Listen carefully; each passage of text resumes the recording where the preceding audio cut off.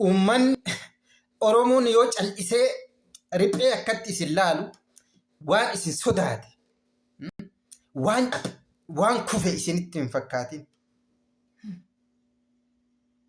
Waan hadoodi waan akka lafaa ka'uu hin dandeenyetti cabe waan bade isinitti hin fakkaatin. Uummanni miskiinni kun uummanni qulqulluun kun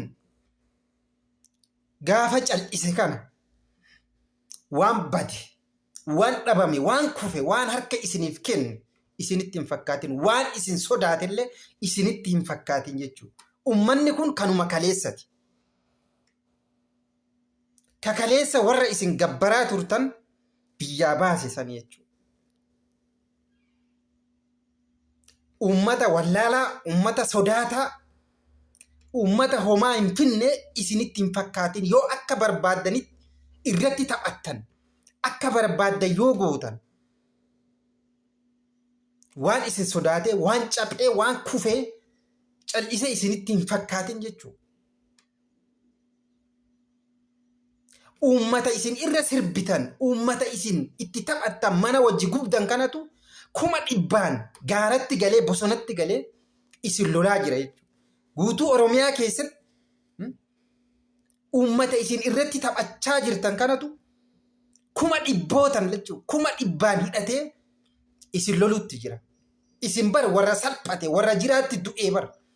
Odoo jiraattanii, odoo isin nama taatanii, uummanni isin bulchitanii 100,000 bosonatti yaa'ee dargaggeessi isin hin bulchina irratti mootummaa jettanii isin hin loluu bara. 100,000 jechuudha. Isin mootummaa jettanii ofii nuufuu silaa afaan hin qabdan osoo beeytanii jechuudha. Uummata kalee bahee isiniif sirbaa ture, isin faarsaa ture, isiniin dhaadataa ture, mootummaa kenna isiniin jechaa turetu warra bahee hidhatee qawwee isinitti garagalchee isin lolaa jira jechuudha. Oromoo qofaa miti yarra. Har'a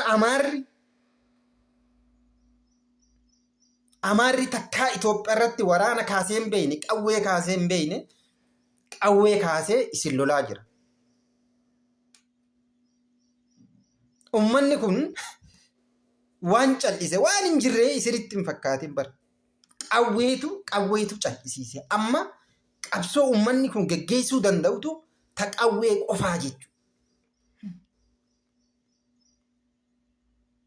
Akka kaleessaa guyyaa tokkotti gadi ba'ee hiriira ba'ee silaa isin dhabamsiisuu baagal isin kutuu hin danda'a. Har'a garuu qawwee filate. Qawweetu ka'ee jira jechuudha.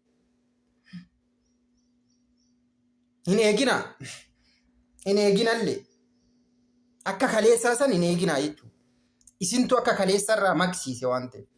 Warra akka kaleessatii miti. Odoo isin warra akka kaleessaa sagaleetti amanu. Nagayatti amanu. Akka mootummaa odoo isin taatanii uummanni akkuma kaleessaa san hiriira ba'ee gadi ba'ee falmatuu danda'a. Har'a garuu isin shiftaa waan taataniif shiftatti immoo niin shiftoomu jechuudha. Gaafa mootummaan shiftaan dhufe uummanni illee shiftoomeeti gaaratti galee shiftaata. Afaan isin beeytaniin isinitti haasa'u jira malee uummanni kun isin jalaa hin cal'ifne jechuudha. Mootummaa shiftaa uummanni illee itti shiftooma jechuudha. Afaan inni beekuun, afaan inni dubbatuun itti dubbata. Uummanni kun akkasitti jira malee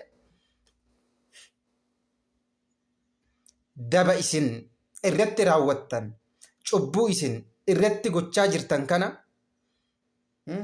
jaalatee amanee tole isiniif jee isin jalatti caphee isin gabbaruu isinitti hin fakkaatin.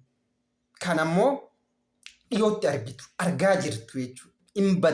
Hin babbadullee akka hin taanetti baduuf jiraattu hin baddu immoo.